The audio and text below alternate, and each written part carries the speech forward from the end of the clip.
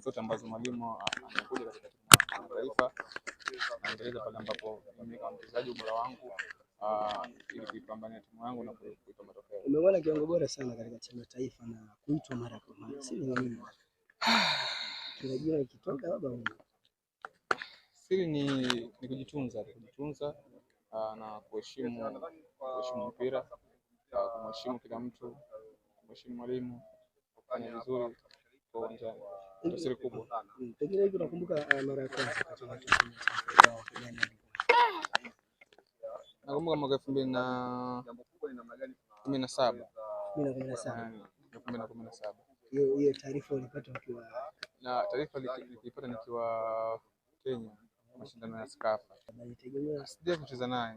Ulikuwa unamtazama lakini. Kwa TV zilikuwa hapo mbele. Na alikuwa anapiga kama wewe mwenyewe.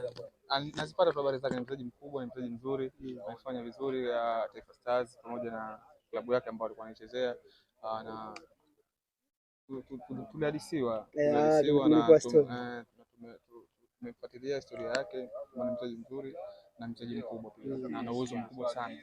Kwa hiyo Msindo hajajumuishwa kwenye kosi ya timu ya taifa, watu wakahisi nongo hapo zitaanza. Hamna. Mwalimu kila mwalimu ana njia zake za kutatua mambo mwenyewe, na anawaita kwa mchezo ambao alikuwa mbele yake. Kwa hiyo siona jukumu ni ile jukumu la mwalimu Solango. Hapa tukitumia neno na Messi au unamkumbuka kocha? Si Messi lolote. Si Messi. Sio Msindo. Si mwanao lakini. Mwanangu akisi Messi. Nitakutana naye tu, tunarudi bwana. Tutakutana. Shukrani sana.